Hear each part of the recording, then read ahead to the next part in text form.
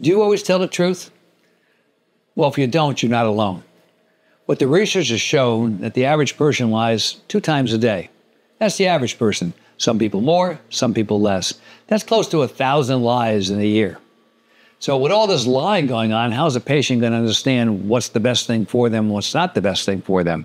So why do people lie? Most of it comes down to fear, or they want to manipulate, which also comes down to fear. So we lie because we don't want people to see who we really are, or we don't want to tell them a truth that they may not want to hear because it might hurt them. Or oftentimes in sales, we'll tell them something that will manipulate them to do what we want them to do. Or maybe if we tell them the truth, they will say no to treatment, which leads to rejection for us, which brings us back to our fear-based mentality. And more than anything else, nobody likes to be rejected and told no to.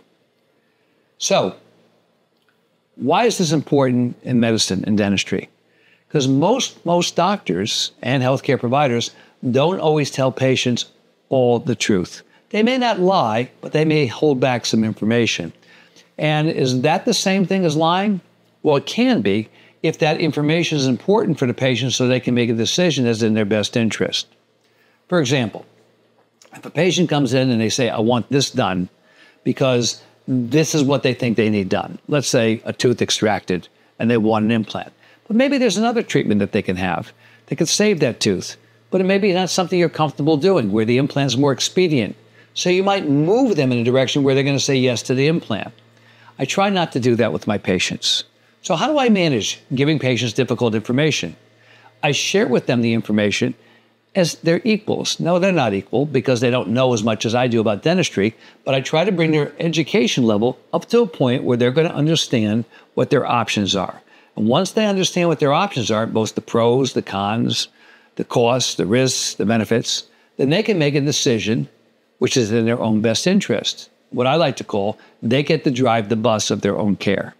And by giving them that autonomy, that knowledge, that ability to make the decisions that are in their best interest, then they can make the best decision for themselves, and I don't have to lie. Now, I had a difficult conversation with somebody last night on the telephone. It was an ex-resident of mine, and they saw a patient, one of my patients, and it didn't go very well, and the patient came to see me for a second opinion, and they said to me, I'm not going back to that doctor. I go, why? And the patient told me why. And there are about 3 or 4 different reasons. So I was hesitant to call that doctor and talk to them about that. So I really didn't talk to that doctor about that. We were on the telephone talking about a couple of other patients, and then we came to this name of this patient. And the doctor says, there's a patient coming back to see me. I said, well, I'm not really sure. Now, I was sure. So I told a white lie. I didn't want to offend the doctor, who was my ex-resident. But that was 20 years ago. Now they're a mature, very competent practitioner. And the doctor went back to it again. He goes, well, send the patient back and we'll move along. And then I told the truth. I said, I'm going to share with you something, and do you mind if I tell you the truth? Of course, she said no. I said, the patient's not coming back to see you. I said, and I'll tell you why. I said, you did this, and you did this. And the doctor says, listen, I'm close to 50 years old now. I'm no longer your resident. You're not my father. I know what I'm doing, and I don't do it the same way you do.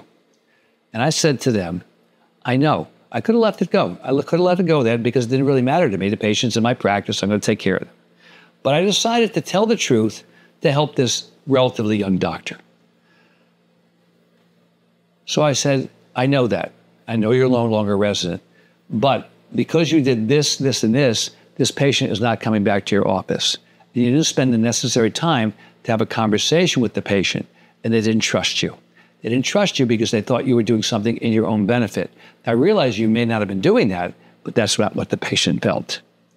And we went on to have a conversation that lasted up to 40 minutes, and we went back and forth, and we talked about some things. At the end of the conversation, the young doctor said to me, thank you for taking the time to explain that to me. Let's get together and have dinner. I appreciate it, and I respect you for always telling me the truth.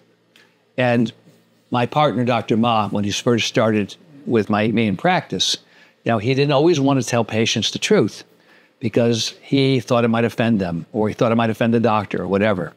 And I said to him, and I say this to every young doctor, I say this to everybody in my life today, I said, you always, always should tell the truth, but deliver it in as kind of message as possible. Try not to ever hurt anybody's feelings. But it's also very important that you do tell the truth. And by doing that, you may not always be liked, but you'll always be respected.